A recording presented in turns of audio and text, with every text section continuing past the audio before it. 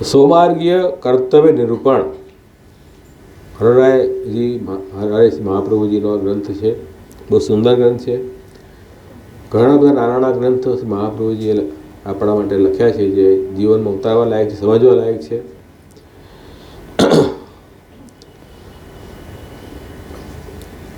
જે ટાઇટલ છે સ્વમાર્ગીય કર્તવ્ય નિરૂપણ, એટલે સ્વમાર્ગ એટલે પુષ્ટિ માર્ગનું જે કર્તવ્યનું નિરૂપણ આ ગ્રંથમાં થયું છે. તો આપણે બધા પુષ્ટિ માર્ગીય છીએ. કેમ? પુષ્ટિ માર્ગ પર ચાલનારા જીવ છીએ. તો પુષ્ટિ માર્ગ ઉપર ચાલનારા વ્યક્તિએનું શું કર્તવ્ય છે એનું નિરૂપણ આ ગ્રંથમાં છે. અથ શ્રીમદ વલ્લભાચાર્ય કૃપયા વિનિરૂપ્યતે તન્માર્ગ નિષ્ઠ કર્તવ્યમ સ્વસંતોષાય સર્વથા. હવે શ્રી મહાપ્રભુજીની કૃપાથી અને સ્વસંતોષાય, જે મહાપ્રભુજીના સેવકો છે એમને આનંદ થાય, પ્રસન્નતા થાય એ પ્રયોજનથી, અને તન્માર્ગ નિષ્ઠ, જે મહાપ્રભુજીના પુષ્ટિ માર્ગમાં જે નિષ્ઠા છે એવા વૈષ્ણવ માટે જે કર્તવ્ય છે એનું નિરૂપણ આ ગ્રંથમાં થઈ રહ્યું છે. એટલે આ ગ્રંથની અંદર હરરાય મહાપ્રભુજીએ ઘણી બધી વસ્તુ આપણને બતાવી દીધી. એક તો કોના માટે આ ગ્રંથ લખ્યો છે? તન માર્ગ નિષ્ઠા, પુષ્ટિ માર્ગમાં જે નિષ્ઠા છે એના માટે. હવે નિષ્ઠા જ્યારે શબ્દ વાપરીએ ને, બહુ ભાર એક વસ્તુનો આવે છે. નિષ્ઠાનો મતલબ છે કે એક તો આપણે કોઈ વસ્તુને સ્વીકારીએ શ્રદ્ધાથી. નિષ્ઠા એટલે કે જે સ્વીકાર્યું છે એને જીવન અમલમાં લાવવાની વૃત્તિ, એ નિષ્ઠા છે. સ્વીકાર્યું તો ઘણું લીધું, હા છે, માનીએ છીએ, હા છે, પણ તમે જીવનમાં લાવવા માટે પ્રયત્ન કરી રહ્યા છો, આગ્રહપૂર્વક કરી રહ્યા છો, તો નિષ્ઠા છે તમને. અને ખાલી હા કરી રહ્યા છે આપણે, કરવું ધરવું આપણા મનથી જે કરવું એ જ કરવું, તો નિષ્ઠા નથી.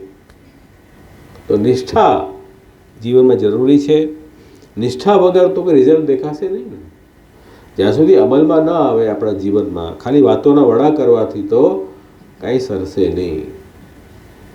તો ન મનોરથ વાર્તાયા મહાપ્રભુજી કહે, કેવળ આપણે મનના રથ દોડાવીએ એનાથી કોઈ વસ્તુ સિદ્ધ થાય નહીં. આપણે જીવનમાં એ વસ્તુ અમલમાં લાવવી પડે. તો એટલા માટે અહીંયા સ્પષ્ટ પહેલાં જ શ્રી હરરાયજીએ ખુલાસો કર્યો, તન્માર્ગ નિષ્ઠ કર્તવ્યમ. જેને નિષ્ઠા છે એને કર્તવ્ય બતાવીએ તો ફાયદો થાય ને. નિષ્ઠા જ નથી એને આપણે આમ કરો તેમ કરો 1000 વાત કહીએ તો કે પથ્થર પર પાણી, ફાયદો શું? નિષ્ઠા હોય એને કર્તવ્ય બતાવાય તો એનો રિઝલ્ટ નીકળે. તો એક તો અધિકારી બતાવ્યો કે ભાઈ આ ગ્રંથ કોના માટે છે? કે જેને પુષ્ટિ માર્ગમાં નિષ્ઠા છે અને એને ખરેખર પ્રસન્નતા થશે કે નહીં, મહાપ્રભુજી મારી પાસેથી શું અપેક્ષા રાખે છે, સ્વસંતોષ થાય. અને કર્તવ્યમ, માર્ગનું કર્તવ્ય, મારે શું કરવું જોઈએ, કર્તવ્ય બતાવ્યું. તો આ વિષય જે છે આ ગ્રંથનો એ છે કે પુષ્ટિ માર્ગીય જીવનું કર્તવ્ય. તો આ એક મહત્વપૂર્ણ વાત નિષ્ઠાની એમાં આવી. હવે કર્તવ્ય નિરૂપણ બીજા શ્લોકથી સ્ટાર્ટ કર્યું.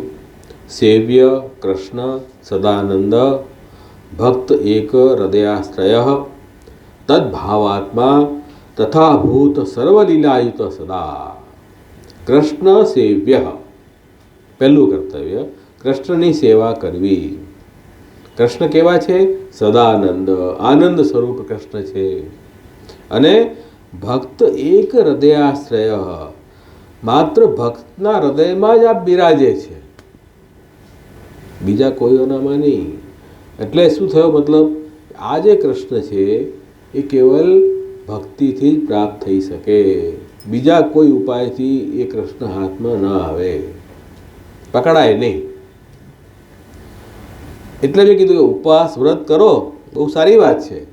મૂળ ઠાકોરજીમાં મન આપણું પ્રવણ થાય ને એ મહત્વપૂર્ણ વસ્તુ છે. ભક્ત એક હૃદયાશ્રય, એક ભક્તના હૃદયમાં જ જે બિરાજે છે, જેને ભક્તિ હોય એના હૃદયમાં ઠાકોરજી બિરાજે. કેમ કે સદાનંદ છે ને, આનંદ સ્વરૂપ છે. અને આનંદનો ધર્મ છે પ્રેમ. આનંદ ધર્મ શું છે? પ્રેમ. જ્યાં પ્રેમ હોય ત્યાં આનંદ છે, જ્યાં પ્રેમ નથી ત્યાં આનંદ નથી. આ તો આપણે લોકમાં અનુભવેલી વાત છે. ભૌતિક સુખ સંપત્તિથી આનંદની પ્રાપ્તિ નહીં થાય. ઘણા લોકોને પાસે ઘણી બધી વસ્તુ હોય છે, પણ મનમાં શાંતિ નથી, અશાંતિ છે, આનંદ નથી. તો જ્યાં પ્રેમ ભાવ હોય છે પરસ્પર, તો આનંદ અવશ્ય હોય. જ્યાં ક્લેશ હોય ત્યાં આનંદ ન આવી શકે. તો એ જે ઠાકોરજીનું સ્વરૂપ જ આનંદ સ્વરૂપ છે, સદાનંદ સ્વરૂપ છે. તો સદાનંદ સ્વરૂપ હોવાના કારણે પ્રેમ એમનો ધર્મ છે. તો એ પ્રેમથી જ પ્રભુને તમે પ્રાપ્ત કરી શકો. સેવ્ય કૃષ્ણ સદાનંદ ભક્ત એક હૃદયાશ્રય. પછી શું કીધું? તદ્ભાવાત્મા તથાભૂત સર્વલીલાયુત સદા. તદ્ભાવાત્મા. પાછા એ ઠાકોરજી કેવા છે? સદાનંદ તો છે જ, પણ તદ્ભાવાત્મા ભક્તોના ભાવ સ્વરૂપ છે. કેમ કે આ પુષ્ટિ માર્ગ આખો ભાવનાનો માર્ગ છે. મર્યાદા માર્ગ અને પુષ્ટિ માર્ગમાં બેઝિક ડિફરન્સ એક આ બી છે કે મર્યાદા માર્ગમાં વિધિ વિધાનની પ્રધાનતા છે અને પુષ્ટિ માર્ગમાં વિધિની પ્રધાનતા નથી, ભાવ પ્રેમની પ્રધાનતા છે. તો પ્રેમથી તમે કોઈ વિધિ અધૂરી બી રહી જશે ને કોઈ વાંધો નથી. અને મર્યાદા માર્ગમાં આટલી વિધિમાં આટલી ત્રુટિ આવીને બધું ઇન્વેલિડ થઈ જાય. તો ઠાકોરજી કેવા છે? તદ્ભાવાત્મા ભક્તોના ભાવ સ્વરૂપ છે. અને ભાવનો અર્થ છે સૌંદર્ય.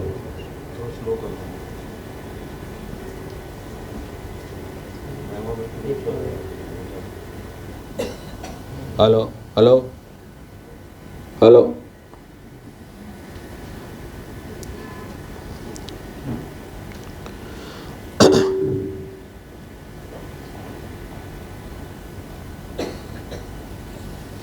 આપણા ઈષ્ટદેવમાં પ્રેમ થવો, રતિદેવાદી વિષય એ જ ભાવ છે. ભાવનો મતલબ શું? આપણા ઈષ્ટમાં પ્રેમ. લોકમાં પ્રેમને ભાવ ન કહેવાય. લૌકિક વસ્તુ કે વ્યક્તિમાં પ્રેમ થાય એને આપણે ભાવ કહીશું? નહીં, એ ભાવ નથી. ઈષ્ટદેવમાં પ્રેમ હોય તો ભાવ, ઈશ્વરમાં પ્રેમ હોય ને એને ભાવ, એ ભક્તિ છે. બાકી તો બધાને આસક્તિ તો લોકમાં હોય છે ને. કોઈને છોકરામાં હોય, કોઈને છોકરીમાં હોય, કોઈને પૈસામાં હોય, કંઈક દરેક વસ્તુમાં આપણને આસક્તિ તો છે જ, પ્રેમ તો છે જ. એ પ્રેમને આપણે ભાવ કહીશું? ભક્તિ કહીશું? નહીં કહીશું. કેમ? એ તો લૌકિક છે. એ તો આપણને ઉલટું બંધનમાં નાખનારું છે. ઈશ્વરમાં જો પ્રેમ થાય તો આપણને બંધનમાંથી છોડાવનારું છે, દુઃખમાંથી છોડાવનારું છે. તો ઈશ્વરમાં જે પ્રેમ છે એ ભાવ છે, એને ભક્તિ કહેવાય. તો એ ઠાકોરજી કેવા છે? તદ્ભાવાત્મા ભક્તોના ભાવ સ્વરૂપ છે. ભક્તોને જે પ્રેમ રૂપ છે એ પ્રેમ રૂપથી પ્રભુ પ્રગટ થયા છે. અને એમની જે લીલાઓ છે ઠાકોરજીની ભક્તો સાથે, તથાભૂત સર્વલીલાયુત, બધી જ લીલાઓ જે છે તે ભાવાત્મક છે. ભક્તોના હૃદયમાં જે પ્રભુ માટેનો પ્રેમ છે અને પ્રેમથી પ્રભુની જે પાસે અપેક્ષા રાખી છે જીવોએ, એ અનુસાર ભક્તોના મનોરથ અનુસાર પ્રભુ લીલાઓ કરી રહ્યા છે. એ લીલા બી બધી ભાવ સ્વરૂપ છે, ભાવાત્મક છે. ઠાકોરજીનું સ્વરૂપ પણ ભાવાત્મક છે અને પ્રભુની લીલા પણ ભાવાત્મક છે. અને કેવલ ભક્તિથી જ ભગવાન પ્રાપ્ત થઈ શકે એ રીતે કૃષ્ણને સેવન કરો. આ કર્તવ્ય બહુ ભારી કર્તવ્ય છે. કેમ કે એ ભાવ લાવો ક્યાંથી? બજારમાં મળતો તો લઈ આવીએ આપણે, બરાબર ને? ક્યારના લઈ આવ્યા હોત? મોટા પૈસાવાળા હોત, પૈસા આપીને ક્યારના લઈ આવ્યા હોત? એ ભાવ મળતો નથી ને, મુશ્કેલ છે. ક્યાંથી લઈને આવવું? પણ સાચી હકીકત તો આ છે. એ કેવલ પ્રેમથી પ્રાપ્ત થઈ શકે એવા પ્રભુ છે. હવે બીજી વાત રામ બાપુ આગળ કરે છે કે એ અનુરાગ, એ ભાવ કેવી રીતે થાય? પોતે જ બતાવી રહ્યા છે. અનુરાગ ત્રિધા, 3 રીતે.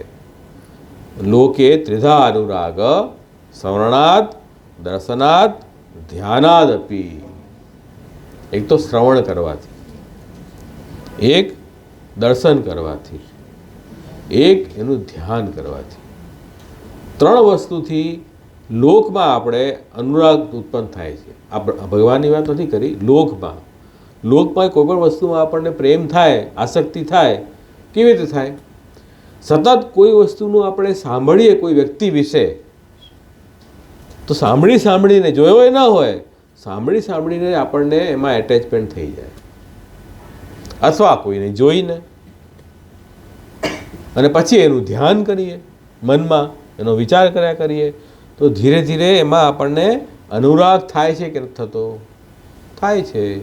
જેમ કોઈ લીડર હોય, કોઈ બોલિવૂડનો કોઈ એક્ટર હોય, કોઈ ક્રિકેટનો કોઈ ક્રિકેટર હોય, જેમાં જેને રુચિ હોય એમાં એનું સતત આપણે શ્રવણ કરીએ, ધ્યાન કરીએ, તો આપણે એમાં અનુરાગ થાય છે કે નહીં? થાય છે. એ રીતે આપણે પ્રભુમાં બી કરી શકીએ ને, ન કરી શકીએ?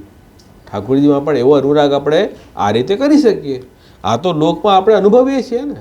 ભાઈ, આપણે જન્મ્યા હતા ત્યારે આપણને આ બધી વસ્તુમાં એટલો આસક્તિ પહેલાં હતી? જન્મ્યા ત્યારે ખબર હતી આપણને? જેમ જેમ મોટા થયા તેમ તેમ કોન્ટેક્ટ થતો ગયો બધી વસ્તુઓથી, તેમ તેમ ધીરે ધીરે આપણને અનુરાગ થતો ગયો. એવી રીતે સંગા સંજાયતે કામ, સંગથી કામ થાય છે. જે વસ્તુનો સંગ વધારે કરશો ને, તો એ વસ્તુની ઈચ્છા જાગૃત થશે.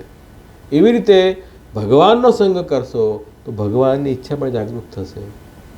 એ રીતે એક સામાન્ય લોજિક છે આ તો ઠાકોરજીના લીલા, પ્રભુના ગુણગાન, એનું શ્રવણનો આગ્રહ રાખો, પ્રભુના દર્શન કરો પ્રેમથી, અને પ્રભુનું સ્મરણ કરો. જે સાંભળ્યું હોય એનું ધ્યાન કરો, સ્મરણ કરો. આ 3થી તો સ્ટાર્ટ કરો હમણાં. Late start with 3 things. ધીરે ધીરે અનુરાગ થશે ઠાકોરજીમાં, કેમ નહીં થાય? અને ગોપીનામ સરાગ સહજ સદા. વ્રજગોપિકાઓને તો પ્રભુમાં આ પ્રકારનો અનુરાગ સહજ હતું, જન્મથી સિદ્ધ હતું, ગોડ ગિફ્ટ હતું એમને તો આ ભાવ સહસિદ્ધ હતો. આપણને સિદ્ધ કરવાનો છે, એમને આ ભાવ સિદ્ધ હતો. તો એમનો તો ભાવ છે, અને આપણે શું કરવાની છે? ભાવના. ભાવો ભાવનયા સિદ્ધ. એ ભાવ જે છે તે ભાવના કરવાથી સિદ્ધ થાય. તો ગોપિકાઓને સહજ સિદ્ધ છે ઠાકોરજીમાં એવો પ્રેમ, એમનો ભાવ સહજ છે, સિદ્ધ છે. તો એમની ભાવના આપણે કરીએ એટલે એમની કોપી કરવાની, એમની નકલ કરવાની. બીજું શું કરે? ભાવનામાં આપણે શું કરી શકીએ? ભાઈ, મોટા વ્યક્તિ હોય, નાનું બાળક હોય તો શું કરે? કોપી જ કરે ને મોટાઓની. એને થોડી આવડત છે બધી વસ્તુની, પણ મોટાઓને જોઈને એની કોપી કરે, નકલ કરે. આપણે એમ નકલ કરી શકીએ? બીજું શું કરી શકીએ? તો નકલ પણ ફાયદો કરશે. હું તો કહું, સારી નકલ કરશો તોય ફાયદો કરશે. ભલે બનાવટ લાગશે ને, ધીરે ધીરે બનાવટ પણ ધીરે ધીરે સહજમાં રૂપાંતરિત થઈ શકે છે. કેમ નહીં થાય? તો આ એક વાત છે. હવે આગળ આજ્ઞા કરી રહ્યા છે, તાસામ યહ સહજ રાગ સૈવ ભગવાન અજહ.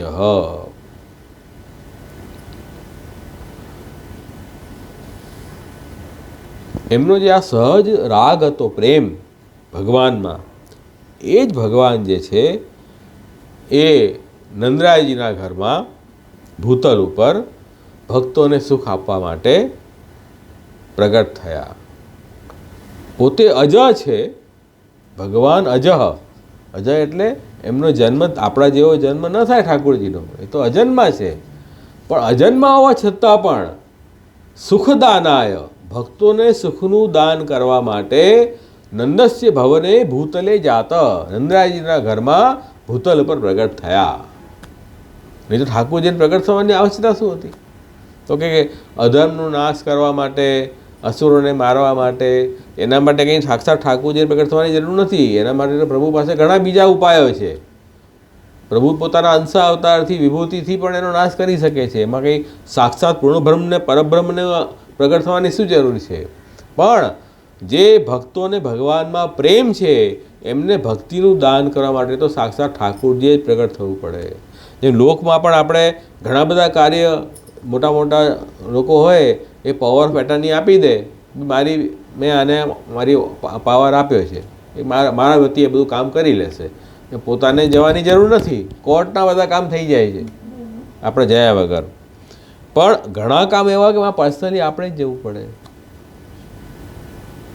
તો એમાં તો પરિવારમાં કોણ આવશે? પાવર ફેક્ટરીવાળો આવશે.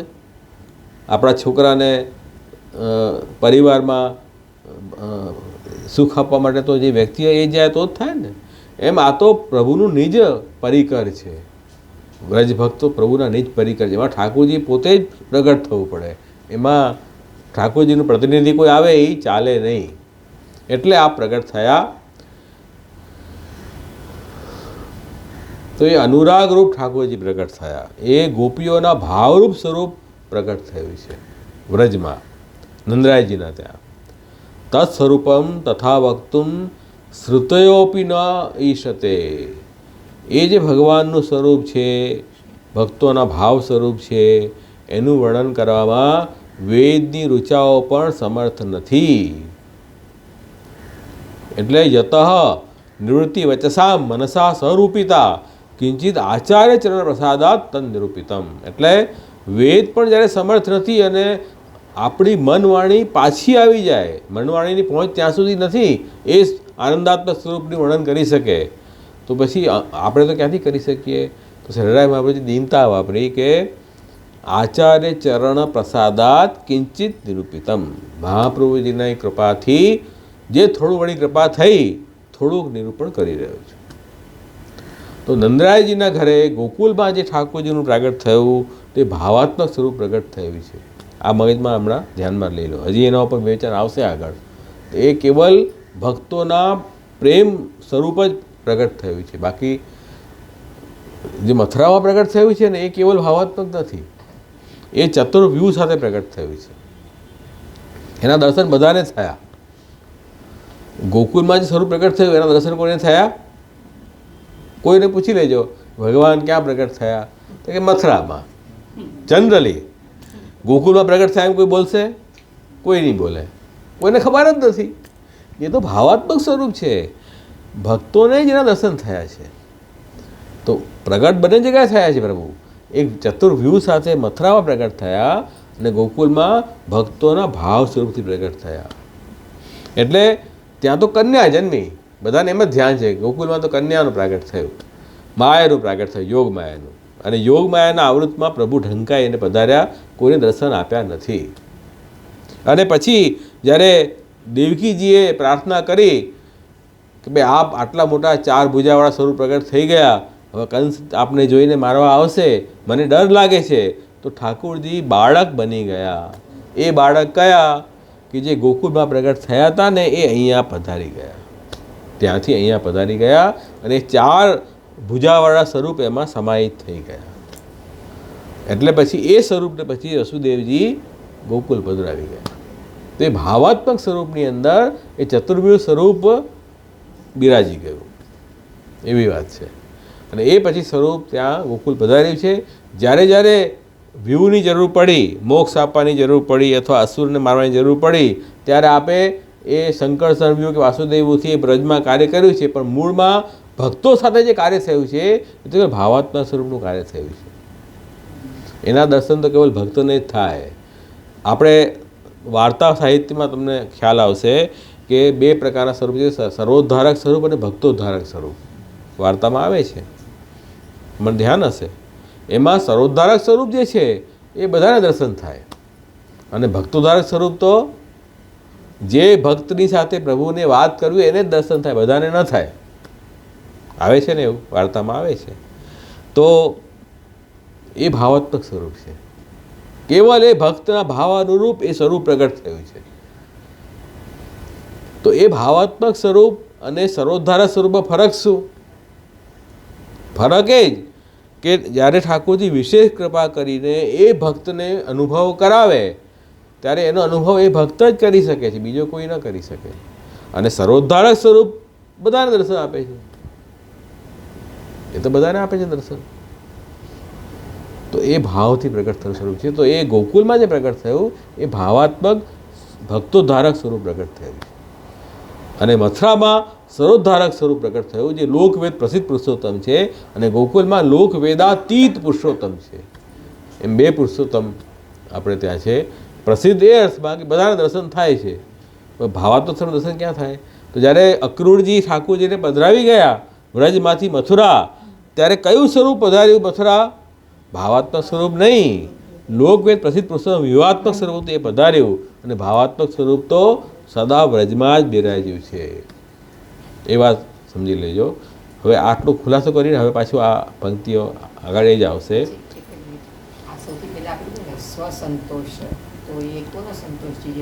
ભક્તોનો અર્થમ બુદ્ધવા સ્વબુદ્ધ્યા એવ મયા કિંચિત નિરૂપ્યતે. અહીંયા હરિરાય મહાપ્રભુની દીનતા કેટલી છે! આટલા પ્રખર આચાર્ય અને આટલા ભક્ત હૃદય, પણ દીનતા કેટલી છે એ જોવાની વાત છે કે ભાઈ મારી બુદ્ધિથી મેં જાણીને કાંઈક નિરૂપણ મારાથી થઈ રહ્યું છે. આવું કોણ કે? બોલો. સાક્ષાત શ્રીનાથજી વાતો કરે, સાક્ષાત મહાપ્રભુજી સ્વરૂપ એમને હૃદયમાં બિરાજે, અને આટલા પ્રખર વિદ્વાન, આટલા ભક્ત, તો બી દીનતા કેટલી છે! અને આજના માણસોની અંદર અક્કલ હોય નહીં એક જેટલી બી, અને અભિમાન કામ ભરનું હોય. તો આપણે શીખવાનું છે આ બધી વસ્તુ. હરિરાય મહાપ્રભુજી પાસે આ બધી શીખવાની વાત છે આપણે.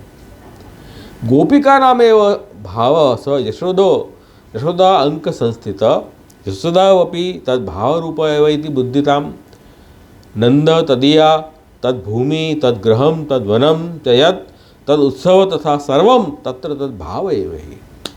એટલે એ જે ગોપિકાઓનો જે ભાવ છે પ્રેમ પ્રભુ માટેનો, એ પ્રેમ સ્વરૂપ ઠાકોરજી યશોદાજીના ખોળામાં બિરાજેલા છે. અને યશોદાજી પણ ગોપીજનોના ભાવ સ્વરૂપ જ છે. અને નંદરાયજી કોણ છે? એ પણ ગોપીજનોના ભાવ સ્વરૂપ છે. વ્રજભૂમિ ભાવાત્મક છે, અને બધી સામગ્રી ભાવાત્મક છે. જેટલા બી ઉત્સવ થયા એ બધા ભાવાત્મક છે. એટલે એ બધું ગોપીજનોના ભાવ સ્વરૂપ જ આખું સ્વરૂપ છે. એટલે આ કેટલી ગૂઢ વસ્તુ છે, બહુ સમજવા લાયક છે. તો આખો માર્ગ આપણો ભાવાત્મક માર્ગ, પુષ્ટિ માર્ગ આખો ભાવ ઉપર માર્ગ છે. એમાં વિધિ વિધાનનું બહુ મહત્ત્વ નથી, પ્રેમની જ પ્રધાનતા છે. સહજ સ્નેહ ગોપાલ મોહી ભાવે, સહજ પ્રીત ગોપાલ ભાવે. સહજ પ્રીત હોય ને એ ઠાકોરજીને ગમે છે. અને ભોળામાં એ પ્રેમ બહુ હોય. જે ભોળા વ્યક્તિ હોય ને એનામાં સહજ પ્રેમ હોય છે. ચાલાક વ્યક્તિને એ પ્રેમ લાવવો પડે, જલ્દી મળે નહીં. ભોળાના ભગવાન આપણે કહીએ છીએ, સહજ હોય એમને એકદમ. સ અતિગુપ્ત બહિસ્થાતું ન શકનોતી. આ જે ભાવ છે તે અતિગુપ્ત છે, એ બહાર રહી શકતો નથી. એટલે દર્શન ન થતા ને કોઈને. આ જે ભક્તોદ્ધારક સ્વરૂપ છે, જે ભાવાત્મક સ્વરૂપ છે, એના દર્શન કોઈને થતા નથી. કેમ કે બહાર નથી રહેતું. ઇતિ પૂર્વ રૂપેણ મેલનમ નૈવ અસ્તિ. એટલે જે પૂર્વ રૂપથી આનું મેલ નથી. પૂર્વ રૂપ એટલે કયો? જે ચતુર્ભુજ સ્વરૂપથી પ્રગટ થયું સરોદ્ધારક સ્વરૂપ, એની સાથે આનો મેલ નહીં થાય. હા હા, કુમનદાસજી પાસે રમતા, મોના ભંગી સાથે રમતા શ્રીનાથજી. તો જે મંદિરમાં બે સ્વરૂપ છે, સરોદ્ધારક સ્વરૂપ છે. અને આ જે બધા અષ્ટસખા સાથે રમતા અનવસરમાં ચોરી કરવા પધારે ઠાકોરજી, માખણ ચોરી કરવા, આ ભક્તોદ્ધારક ભાવાત્મક સ્વરૂપ છે. ભક્તોના ભાવ અનુરૂપ સ્વરૂપ છે. એ સમજવું મુશ્કેલ છે ને. ક્યાં દર્શન થાય? હવે માનસિંહ જ્યારે આવ્યો, કુંભનદાસજીને બધું વાત કરતો હતો, શ્રીનાથજી વાત કરતા હતા, છુપાઈ ગયા. માનસિંહને દર્શન ન થયા. કુંભનદાસજીને દર્શન થઈ રહ્યા હતા, શ્રીનાથજી આ ઝાડની પાછળ છુપાયેલા છે. માનસિંહ દર્શન ન થયા. ભાવાત્મક સ્વરૂપ છે, એ બધાને દેખાય નહીં. પણ શ્રીનાથજીના દર્શન કરીને તો આવ્યો હતો ને. માનસિંહ તો આવ્યો હતો, એ તો સરોદ્ધારક સ્વરૂપથી બિરાજે છે. એ શ્રીનાથજી કુંભનદાસજીના ભાવરૂપથી લીલા અલગ કરે, એ ભાવાત્મક સ્વરૂપ છે. તો આ બધું ભાવરૂપ છે. તો આપણે સરોદ્ધારક સ્વરૂપમાં ભાવ સ્થાપિત કરશું તો એ સ્વરૂપ પ્રગટ થશે ને. એટલે આપણે કુંભનદાસજીની વાર્તામાં આવે છે કે કુંભનદાસજી અનવસરમાં જ્યારે રમતા, શ્રીનાથજી જ્યારે રમતા કુંભનદાસજી સાથે, ત્યારે બી ઉત્થાપન વખતે જ્યારે સંઘનાથ થયો મંદિરમાં, તો કુંભનદાસજી જવા લાગ્યા મંદિરમાં. ત્યારે પૂછ્યું કે ભાઈ તું ક્યાં જાય છે? તો કે સંઘનાથ થઈ, ઉત્થાપનનો સમય થયો, તમારે જવું પડશે. તો હું તો અહીંયા તારી સાથે રમું છું, પછી શા માટે ત્યાં જાય છે? તો કુંભનદાસજી બહુ સુંદર આજ્ઞા કરી કે અહીં તો મારા ભાવ અનુસાર આપ રમો છો. ક્યારેક નહીં રમો, આપની ઈચ્છાની વાત છે. અને ત્યાં મંદિરમાં તો આપ બિરાજશો, મહાપ્રભુજી પધરાવ્યા છે, ત્યાંથી તો આપ ક્યાંથી ભાગી નહીં જાઓ, અહીંયા તો ભાગી જશો ક્યારેક. બરાબર છે કે નહીં? હવે આપણો ભાવ ઓછો થઈ ગયો તો ઠાકોરજી બધવાનું બંધ કરી દે. પણ જે મહાપ્રભુજીની કારણથી જે ઠાકોરજી બિરાજી રહ્યા છે એ તો બિરાજશે ને કાયમ. એટલે હું કહું છું કે ઠાકોરજીની સેવા પુષ્ટાવીને કરવાથી આ પ્લસ પોઈન્ટ છે. ભાઈ હું તો અમારા ભાવ અનુસાર અમે સેવા કરીએ છીએ, પુષ્ટાવ્યા નથી. તમારો ભાવ સુંદર હોય, બહુ સારી વાત છે, પણ આપણા ભાવ કેટલી ને વાત કેટલી. આજે ખૂબ ભાવ હોય, કાલે ભાવ ઓછો થઈ જાય, સવારના હોય સાંજે ઓછો થઈ જાય, પછી તો ઠાકોરજીમાં ફ્લક્ચ્યુએશન થયા કરે એવું એમ ના થાય ને. મહાપ્રભુજીએ જે પ્રકાર બતાવ્યો છે ભાવ પુષ્ટિનો પ્રકાર, એ રીતે આપણે ઠાકોરજી સદા ત્યાં બિરાજે. પછી આપણામાં કોઈ દિવસ ભાવ ન હોય તોય બિરાજે, હોય તોય બિરાજે. આમાં તો એ ઠેકાણું જ નથી. આમાં તો બારગામ જેવું ત્યારે ઠાકોરજીને કબાટો બંધ કરીને જતા રહીએ આપણે. હવે ભાવ નથી 4 દિવસ લો, તો આ તો રમત થઈ ગઈ ને. સેવાની કમિટમેન્ટ ક્યાં છે આમાં? તો એટલે ઠાકોરજી પુષ્ટાવીને સેવા થાય આ રીતે પ્રકાર નથી. ઘણા એવી આર્ગ્યુમેન્ટ કરે અમે તો ઘણા વર્ષોથી પુષ્ટા વગર સેવા કરી છીએ, તો હવે સેવા રોજ કરી છે થઈ પુષ્ટે જ ગયા ને. મહાપ્રભુજીની મર્યાદાથી ક્યાં થયા પુષ્ટ? તમે તમારા મનો કઈ પ્રકારથી કરો છો? મહાપ્રભુજીએ જે પ્રકાર શા માટે બતાવ્યો, પછી પુષ્ટનો પ્રકાર બતાવવાની જરૂર નથી બધી. તો એમ જ કહી દે બધા વૈષ્ણવ એને સેવા કરો, એમ કહી દે ને. એવું તો નથી કીધું ને. શા માટે પંચામૃત સ્નાન કરીને અને ભાવપૂર્વક ભાગવતજીના શ્લોકોથી પુષ્ટ કરતા કારણ હશે ને કંઈ. તો મનથી ને મનથી આપણે નિર્ણય લઈએ છીએ આપણે કોઈ રીતનો, તો આ આપણને એવી હજી આપણી સામર્થ્ય નથી. ગોપીજનોનો જેવો ભાવ હતો સહજ ઠાકોરજીમાં, એવો ભાવ આપણામાં હોય તો વાત જ ક્યાં છે? પછી તો પુષ્ટાવાની જરૂર જ નથી ને. એમને સહજ સિદ્ધ હતો ભાવ. આપણે તો એ ભાવની ભાવના કરવાની છે. તો પછી બધું કરવું પડશે ને, કે મનથી ચાલશે ગમે તેમ કરીએ તો. હા, તો એ હા, તો મહાપ્રભુજી તો દ્રષ્ટિથી પૂછતા હતા ઠાકોરજી. બધા બજારમાંથી પધાર્યા અને દુકાનમાં બધી મૂર્તિ ઠાકોરજીની બેરતી હતી, તો મહાપ્રભુ દ્રષ્ટિ કરી બધી મૂર્તિ પાછળ ચાલવા લાગી મહાપ્રભુજીને. એવી રીતે ગોપીજનો પણ એવી જ છે, એમને પૂછતે છે. એમને પૂછતાવાની જરૂર છે, એમને જરૂર નથી. તો આપણે ત્યાં સુધી પહોંચી ગયા છે, અમને પૂછતાવાની જરૂર નથી, તો આપણે વ્રજભક્તોની કેટેગરીમાં આવી ગયા પોતે. કેવી વાત કરો છો? એ કોમન સેન્સની વાત છે આ તો. એટલા માટે કહે છે કે આ ભાવાત્મક સ્વરૂપ અલગ છે. એ તો વિશેષ ભક્તિ આપણામાં આવે ત્યારે આ ભાવાત્મક સ્વરૂપ પ્રગટ થાય. ત્યાં સુધી આપણે એ મહાપ્રભુજીની મર્યાદા છે એ રીતે આપણે પ્રભુની સેવા કરવી જોઈએ. એ સ્વરૂપની સેવા આપણે મર્યાદાથી કરશું, બ્રહ્મસંબંધ લઈને પુષ્ટાવીને, એ સ્વરૂપ પછી ભાવાત્મક સ્વરૂપ પ્રગટ થશે, એ આપણને અનુભવ કરાવશે. તો વ્રજમાં જે સ્વરૂપ હતું તે ભાવાત્મક સ્વરૂપ હતું. તત્વ ભેદ નિરૂપણમ, એટલા માટે ભાવ પૃથક સમજો. ઉત્પત્તિ કેવલસ્ય ઇતિ સ્પષ્ટમ નૈવ નિરૂપિતા, એટલે એ કેવળ ભાવ સ્વરૂપ હતું એટલે સ્પષ્ટ ત્યાં ભાગવતમાં પણ ઉલ્લેખ નથી. ઘણા લોકો ગોથું ખાય છે કે ઠાકોરજી પ્રાગટ ગોકુલમાં ક્યાં છે, ભાગવતમાં ક્યાં દેખાતું નથી. એ તો બધી શ્રી મહાપ્રભુની દૃષ્ટિથી આપણે ભાગવતનો વિચાર કરીએ તો ભાગવતમાંથી જ બધી વસ્તુ મળે એમ છે. એવું નથી ન મળે એવું કાંઈ નથી એમાં. અત હિ ગોપિકા ભાવ સામગ્રી સહિતથા પ્રકટ સ્વવ્રજન વ્રજે ચક્ર લીલા સ્વાનંદ રૂપિણી. એટલે અહીંયા કહી રહ્યા છે કે એ ગોપિકાઓના ભાવ સ્વરૂપ ઠાકોરજી શ્રી કૃષ્ણ વ્રજમાં પ્રગટ થઈને અને અનેક આનંદરૂપ લીલાઓ ઠાકોરજીએ ત્યાં વ્રજમાં કરી. બધી લીલાઓ ભાવાત્મક છે. અવતાર ચરિત્રમ યત પૂતના મરણાદિકમ પ્રાદુર્ભૂય સ્વયં કૃષ્ણ પુનઃ સર્વમ ચકાર. અવતાર ચરિત્ર ઠાકોરજી પ્રગટ કર્યા, એમાં પૂતના વગેરે રાક્ષસોને પણ માર્યા. એ બધી ઠાકોરજી લીલા ત્યાં પ્રગટ થઈને કરી. તદેવ રૂપિતમ સર્વ તત્ર પ્રકરણ ઉત્તમે કસ્યાચિત પૂતના અંત્યા ઇતિ સંદર્ભ તથા. એ જે બધી જેટલી લીલાઓ ઠાકોરજી કરી ને વ્રજમાં, ગોવર્ધન લીલા, ગોચારણ લીલા, અસુરોને મારવાની લીલા, બધી લીલાઓ ટોટલ, એ બધી લીલા ભાવાત્મક થઈ. ક્યારે થઈ? જ્યારે દસમસ્કંદના તામસ ફલ પ્રકરણમાં જ્યારે લઘુરાસ પછી એમને જ્યારે મદ અને માન થયું ગોપિકાઓને, ત્યારે ઠાકોરજી તિરોહિત થઈ ગયા, અંતર્ધાન થઈ ગયા. ત્યારે ગોપીજનોને અત્યંત દુઃખ થયું અને પ્રભુની તન્મયતામાં પ્રભુએ જે લીલાઓ કરી છે એ લીલાઓ પોતે કરવા લાગ્યા. બધી લીલાઓ પોતે કરી.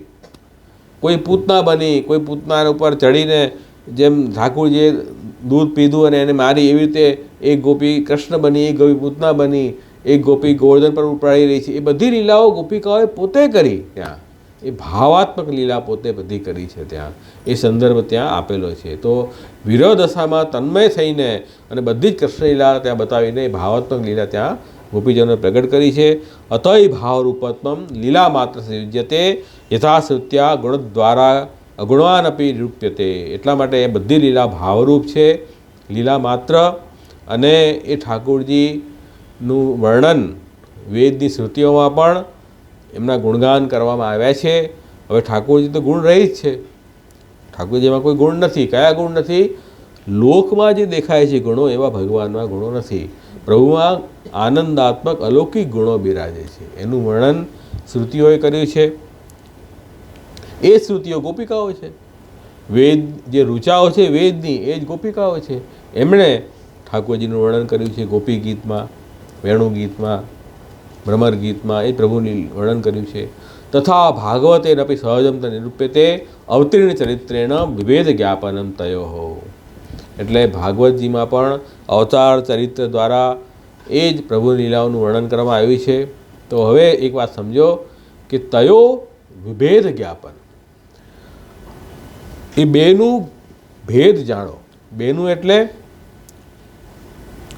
અવતારી કૃષ્ણ અને ભાવરૂપ કૃષ્ણ, એનો ભેદ જાણવો જરૂરી છે. એટલે ભાવાત્મક કૃષ્ણ અલગ છે અને પ્રભુનો જે અવતાર થયો એ અવતારના દર્શન બધા કરે છે, સર્વોદ્ધારક સ્વરૂપ છે. અને જે ભાવાત્મક સ્વરૂપ છે કૃષ્ણ, એ તો કેવલ વ્રજ ભક્તો દર્શન કરી શકે છે. એ બંને સ્વરૂપ ત્યાં બિરાજી રહ્યા છે. તો વ્રજની અંદર એ ભાવાત્મક સ્વરૂપની અંદર એ ચતુર્વ્યુહ સ્વરૂપ બિરાજે છે અને મથુરા દ્વારકા લીલામાં ચતુર્વ્યુહ સ્વરૂપ પ્રગટ છે, એમના હૃદયમાં ભાવ સ્વરૂપ બિરાજે છે. એટલો ફરક પડી જાય છે. ત્યાં પ્રગટ ભાવાત્મક સ્વરૂપથી લીલા કરી બ્રજમાં, અને મથુરા દ્વારકામાં એ વ્યૂહાત્મક સ્વરૂપની મુખ્ય લીલા છે.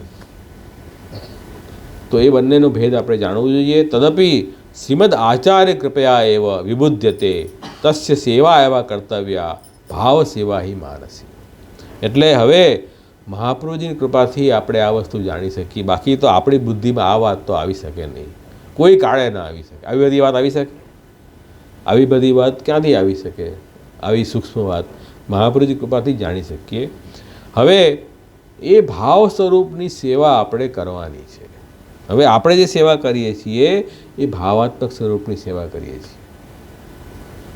કયું સ્વરૂપ? જે વ્રજમાં ઠાકોરજીએ ગોપીજનોના ભાવરૂપ સ્વરૂપ પ્રગટ કર્યું હતું એની સેવા આપણે કરીએ છીએ. તસ્ય સેવા એવા કર્તવ્યા અને ભાવ સેવા હિ માનસી.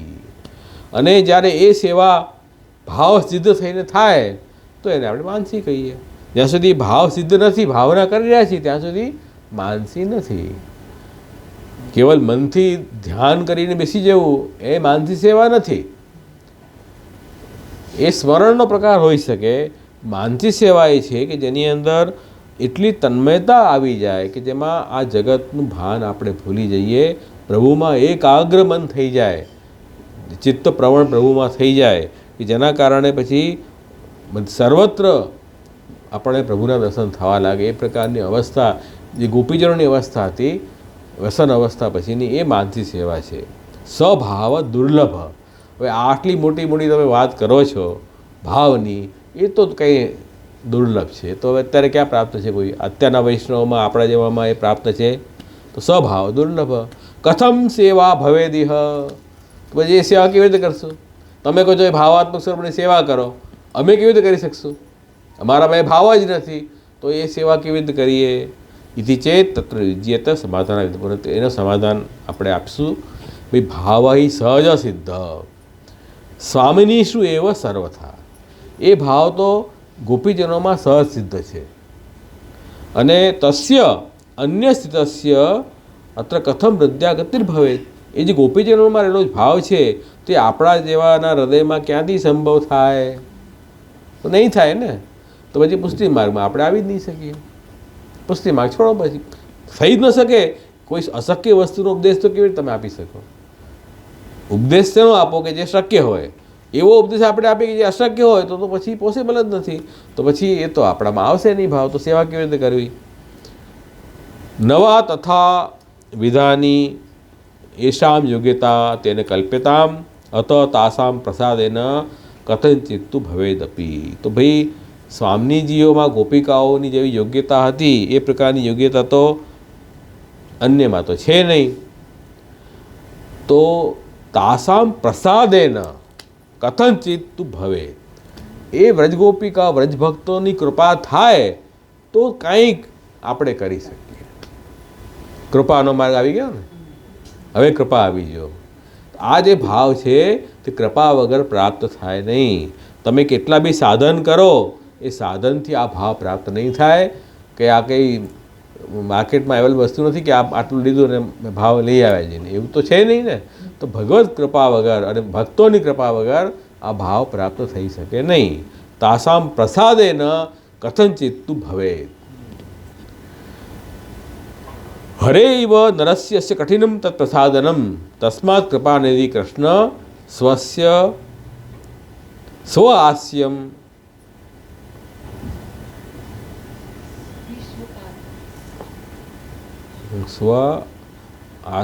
આવિષ્યકાર. હવે એ જે કૃપા તો બહુ કઠિન છે. હવે આપે રસ્તો બતાવ્યો કે આ ભાવથી સેવા કરવી બહુ સારી વાત થઈ. ભાવ ક્યાંથી લેવો? તો કે કૃપાથી મળશે. કૃપા ક્યાંથી લાવી? કૃપા બી કઠિન છે ને, એ થોડી ઇઝીલી અવેલેબલ છે. આ તો કે હરે ઈવ, હરિની જેમ હરિ ઠાકોરજી કૃપા ન મળે એમ સ્વામીજીની કૃપા બી મળવી જોઈએ ને. હરિની જેમ રાધાજીની કૃપા કે વ્રજગોપિકાઓની કૃપા બી મળવી એ બહુ કઠિન છે.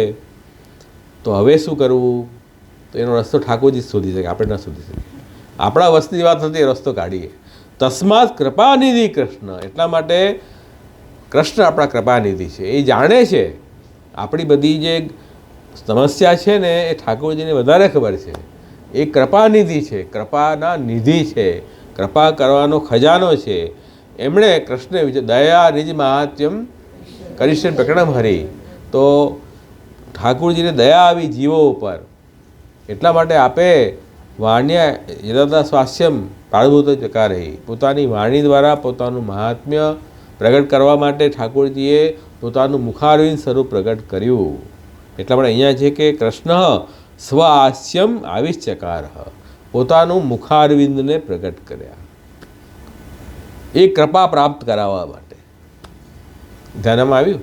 અહીંયા મહાપ્રભુજીનો હવે આપણને સમજાશે કે મહાપ્રભુજીની સંપ્રદાયમાં શા માટે આવવું. ઘણા લોકો મને કહે કે ભાઈ ત્યાં બી તો કૃષ્ણ ભક્તિની વાતો છે, આપ બી કૃષ્ણ ભક્તિની વાત કરો છો, તો પછી ત્યાં જઈએ કે અહીંયા જઈએ, શું ફરક છે? ત્યાં મહાપ્રભુજી ક્યાં છે? મહાપ્રભુજી ત્યાં ક્યાં છે બતાવો દોસ્ત. વાત એ તો મૂળ વાત છે. ભાઈ મહાપ્રભુજી જે છે શા માટે પ્રગટ થયા? કે ભાઈ આ જે ભાવ છે, આ જે ભક્તિ છે કૃપાથી જ પ્રાપ્ત થાય, અને કૃપા તો મળવી મુશ્કેલ છે. એટલા માટે કૃપાનાથી કૃષ્ણે જે કૃપા પ્રાપ્ત કરાવવા માટે પોતાના મુખારવિંદથી મહાપ્રભુજીને પ્રગટ કર્યા. તો આ તો બહુ મોટો ભેદ થઈ ગયો ને, જમીન આસમાનનો અંતર આવી ગયો. તો કૃષ્ણ ભક્તિ કરશો કેવી રીતે કૃપા વગર? કૃષ્ણ ભક્તિની વાતો તો બધા કરે છે, એ કૃપા વગર કૃષ્ણ ભક્તિ થશે નહીં. તો શ્રી મહાપ્રભુજી અહીંયા પુષ્ટિ માર્ગમાં અવેલેબલ છે, બીજી જગ્યાએ અવેલેબલ નથી. એ સૌથી મોટો ફરક છે. સ્વામીની હૃદયસ્થસ્ય ભાવરૂપસ્ય જન્મુખમ ભાવ અગ્નિરૂપમ તદ્વાચ્યમ સ ભાવ વિરાત્મક. તો એ મહાપ્રભુજીનું સ્વરૂપ કેવું છે કે સ્વામીજીના હૃદયમાં જે ભાવરૂપ પ્રભુ બિરાજી રહ્યા છે. હૃદયમાં ઠાકોર સ્વામીજી એટલે રાધિકાજી હૃદયમાં કોણ બિરાજે છે? ઠાકોરજી બિરાજે છે. અને એ ઠાકોરજીનું જે મુખ છે તે ભાવાત્મક અગ્નિ સ્વરૂપ, વિરાત્મક સ્વરૂપ છે. મુખમાં અગ્નિ હોય ને, ઠાકોરજીના મુખમાં શું હોય? અગ્નિ હોય. એ અગ્નિ કઈ છે? વિરહરૂપી અગ્નિ. પ્રભુથી આપણે છૂટા પડ્યા એનું દુઃખ, તાપક્લેશ રૂપી જે વિરહ થાય એ અગ્નિરૂપ છે. એ તો હોવું જોઈએ ને પહેલાં. એ તો પ્રાઇમરી રિક્વાયરમેન્ટ છે. પુષ્ટિમાં બ્રહ્મ સંબંધમાં જ આપણે બોલીએ છીએ, 1000 વર્ષથી આપણાથી હું છૂટો પડ્યો છું, છૂટા પડીને મને જે તાપક્લેશ થવો જોઈએ, એ તાપક્લેશ જે આનંદ છે એ જ નથી. તો હવે શું કરવું? મૂળ જ ગાયબ છે, તો હવે ક્યાંથી મળશે?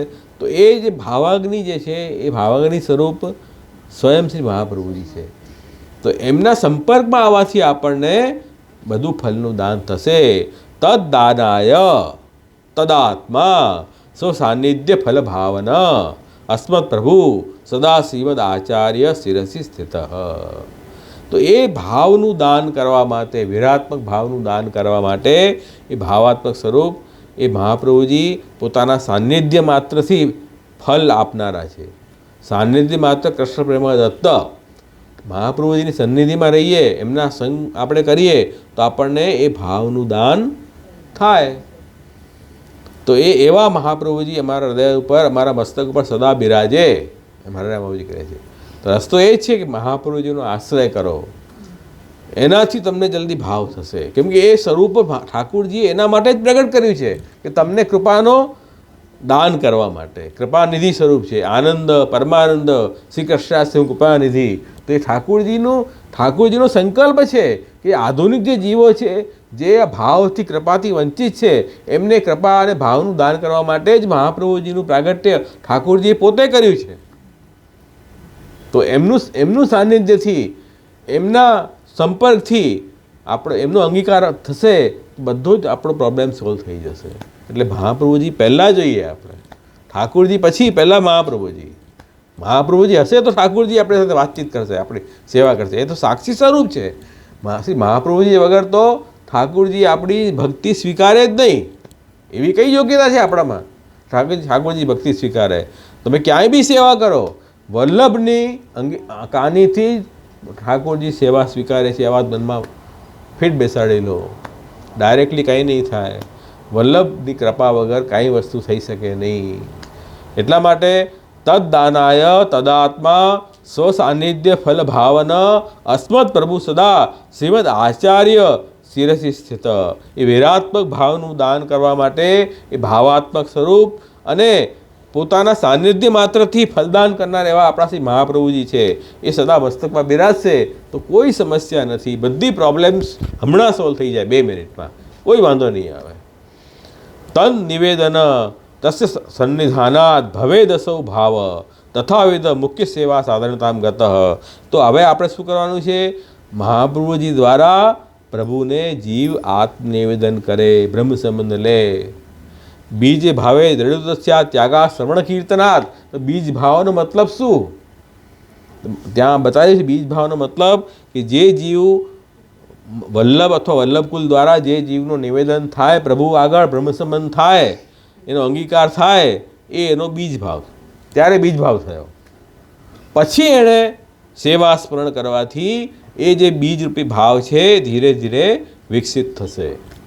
તો તન નિવેદન મહાપ્રભુજી દ્વારા આત્મનિવેદન જીવનું થવું જોઈએ. અને તસ સન્નિધાનાત એમના સાનિધ્યથી એને જે મુખ્ય સેવા ધારણતા ભાવ, મુખ્ય સેવામાં જે સાધનરૂપ, સેવામાં સાધનરૂપ શું છે? ભાવ છે. ભાવ વગર સેવાનો કંઈ મતલબ જ નથી. તો એ ભાવરૂપ સેવા સાધન છે ભાવ. એ ભાવ ઉત્પન્ન થાય. તત્સિદ્ધિ ગોકુલાધીશે સર્વસ્વ સમર્પણાત તત્સિદ્ધતિ સ્વસર્વસ્વ વિનિયોગેન સર્વથા. એ ભાવની સિદ્ધિ ક્યારે થાય? કે જ્યારે આપણે ગોકુલાધીશ પ્રભુમાં બધી વસ્તુનું સમર્પણ કરવાથી થાય. ભાઈ સમર્પણ તો કરો, પહેલાં આશ્રય અને પછી સમર્પણ. તો નિવેદન કર્યું ઠાકોરજીને, નિવેદનમાં આપણે ઠાકોરજીને જણાવ્યું બે આપ મારા સર્વસ્વ છો, આપ જ સમસ્ત સૃષ્ટિના આત્મા છો, બધું આપના માટે છે, બધું આપણે જણાવી દીધું બ્રહ્મ સંબંધમાં. પછી ઠાકોરજીએ ઘરમાં પધરાવ્યા અથવા જ્યાં બી સેવાનો અનુકૂળ હોય ત્યાં ઠાકોરજીની માટે સેવા કરીએ, એ સમર્પણનો પ્રકાર શરૂ થયો. અને પછી સર્વસ્વ વિનિયોગેન સર્વથા સિદ્ધતિ. પોતાનું સર્વસ્વ પ્રભુમાં વિનિયોગ કરીએ.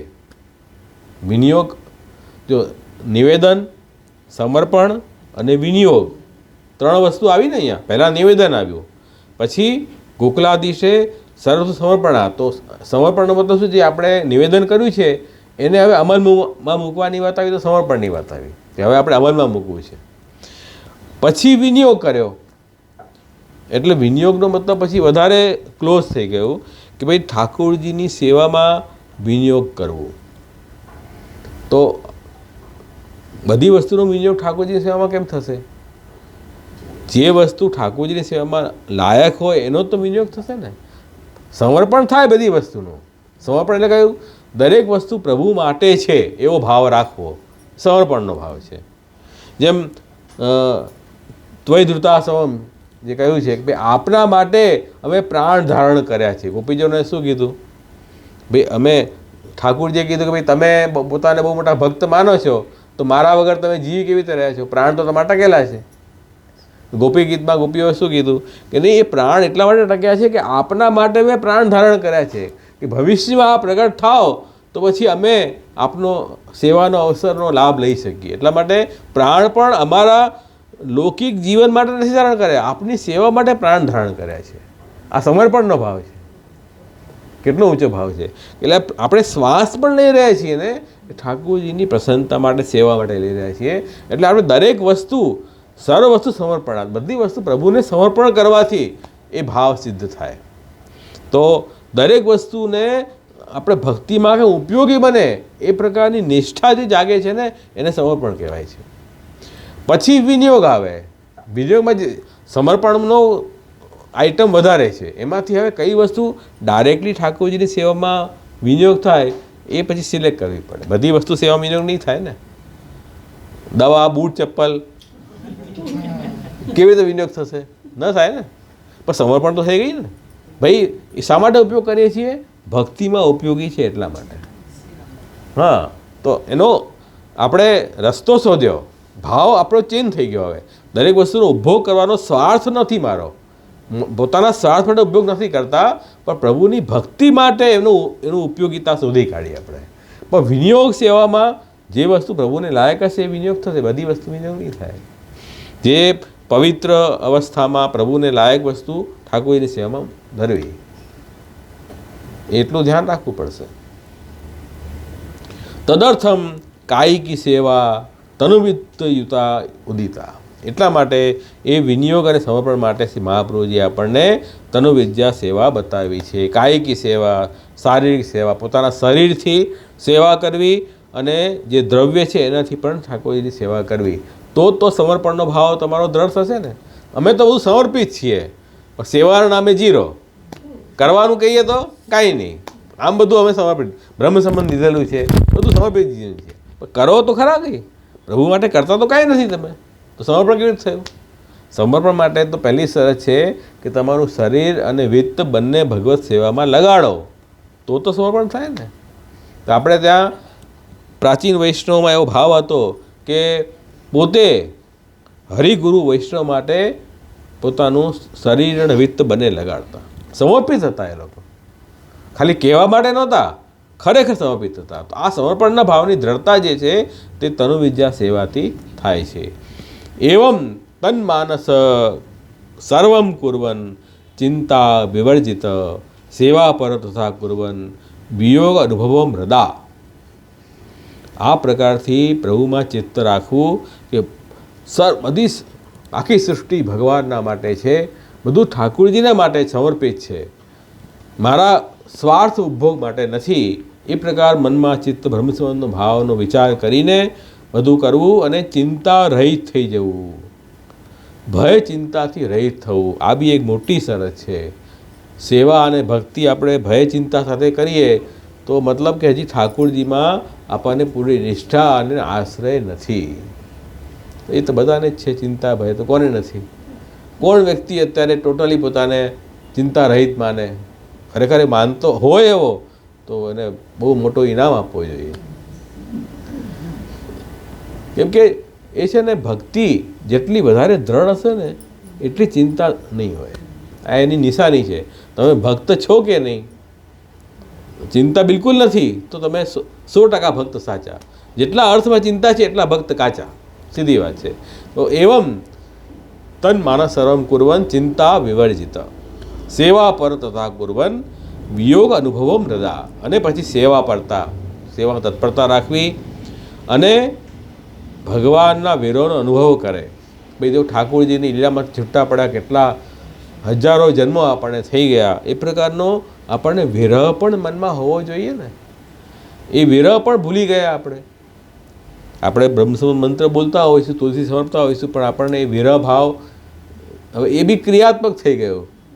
ભાઈ તુલસી હાથમાં લીધા, મંત્ર બોલ્યો, ચરણામાં સમર્પી દીધા, પણ વિરહનો ભાવ તો આવતો જ નથી. તો એ વિરહનો અનુભવ બી કરવો. સેવા પર થતા વિયોગ અનુભવમ હૃદા. અને પછી સેવા અનવસરે સેવા થઈ જાય પછી શું કરવું? પછી બહાર ફરવા જવું, ગપ્પા મારવા, ટીવી જોવું, બહાર શોપિંગ કરવા જવું. તમારે વાસ્તવમાં પુષ્ટિમાં ચાલવું છે તો પછી આ બધું બંધ કરવું પડશે. ચતુર્માસ તો બંધ કરીને જુઓ. સેવા અનવસરે જદવદ ગોચારણ ગતે હરવ સંન્યાસેન વિધેયા સ્યાદ અનુભૂતિ પરાપનો આત્યંતિક વિયોગસ્ય પરાકાષ્ઠા ફલસ્ય સા. તો જે ગોપીજનોએ શું કર્યું? ઠાકોરજી સવારે ગોચારણ માટે પધાર્યા, પછી ગોપીજનોએ શું કર્યું? ઠાકોરજીની વનલીલાની ભાવના કરી, વિયોગનો અનુભવ કર્યો. વેણુ ગીતમાં, યુગલ ગીતમાં એ તો કર્યું ને. તો આપણે પણ એ પ્રભુ જ્યારે ગોચારણ પધારે ત્યારે આપણે ગોપીજનોની એ ભાવના અનવસરમાં કરવી જોઈએ, ભગવત ચિંતન કરતા રહેવું જોઈએ. એનો અનુભવ સંન્યાસપૂર્વક કરવો. એટલે સંન્યાસપૂર્વક કેવી રીતે કે અનાસક્તિ, દુનિયાની વસ્તુમાંથી આસક્તિ છોડીને અને આપણે પ્રયત્ન કરો કે ઠાકોરજીમાં આપણું મન લાગે. એના માટે કીર્તન સાહિત્ય છે, ભાગવતની લીલાઓ છે, સુબોધની છે વગેરેનો આધાર લઈને આપણે આપણા મહાપ્રભુજીના ગ્રંથો છે, શિક્ષાપત્ર છે, વૈષ્ણવ જેને જેટલો જેનો અધિકાર, વૈષ્ણવ વાર્તા છે, એ બધી આધારથી આપણે પ્રભુ ચિંતન આપણે કરી શકીએ. તો આપણને છૂટ્ટી નથી. સેવા પૂરી થઈ પછી છૂટ્ટી નથી મળી આપણને. આપણે હજી છૂટ્ટી મળી નથી. સેવા અનવસરમાં પણ સેવા અનવસરે કથા સેવાયામ વા કથાયામ વા યશા સહિત રડા ભવે. તો એ વસ્તુ કરવાની છે. અત્યંત વિયોગસ્ય પરાકાષ્ઠા ફલસ્ય સા. તો પછી એમાં સેવાના અનવસરમાં પણ અત્યંત વિરહની ભાવના કરવી. જેમ ગોપાલદાસજીની આવે છે વાર્તા, તો એ વિરહની ભાવના કરતા. એ તો ઠાકોરજી તો સાક્ષાત બિરાજતા હતા અને ગોપાલદાસજી વારંવાર મદન મોહનજીનું નામ પણ પોકારતા અને ઠાકોરજી સામે આન્સર પણ આપતા કે ગોપાલદાસ શું કહે છે. તો વિરહની ભાવના એમને સદા વ્રજભક્તોની, વ્રજગોપિકાઓની વિરહની ભાવના એ કરતા રહેતા.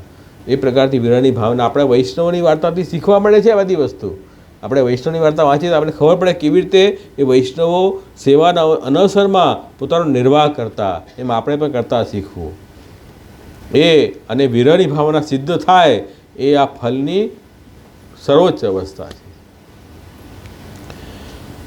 કેમકે ઠાકોરજી ન બિરાજતા હોય ત્યારે બી ઠાકોરજી સતત યાદ આવવી અને એના માટે દુઃખ થવું, એનો મતલબ પ્રેમ હવે પાકો થઈ ગયો. ત્યાં સુધી પ્રેમ પાકો નથી. એવં વિજ્ઞાય વિધિના ભીતાશ્વ સદાદ્રત આશ્રિત્ય વલ્લભાચાર્ય ચિરમ તિષ્ઠે સમાહિત. આ રીતે સમજીને વિધિપૂર્વક ઠાકોરજીના પ્રસાદી અન્નનું ભોજન કરવું. આ નિયમ તો રાખી શકાય ને ચાતુર્માસમાં કે ઠાકોરજી આરોગ્ય એ જ આપણે લેવું. અને હંમેશા ઠાકોરજીમાં આશ્રયની ભાવના દ્રઢ રાખીને અને મહાપ્રભુજીનો આશ્રય રાખીને આપણે રહેવું. ઇતિ શ્રી વલ્લભાચાર્ય પ્રસાદે નિરૂપિતમ સદા સંતોષત સ્વાંતે સ્થાપનીયમ પ્રયત્ન. તો આ પ્રમાણે મહાપ્રભુજીની કૃપાથી મેં આ પ્રયત્નપૂર્વક જે વસ્તુ કહી છે એ જીવોએ હૃદયમાં ધારણ કરવી, એમ શ્રી હરિરાય મહાપ્રભુજી આજ્ઞા કરી રહ્યા છે. આ રીતે આ ગ્રંથ આપણે પૂરો કર્યો. બહુ ગૂઢ ગ્રંથ છે.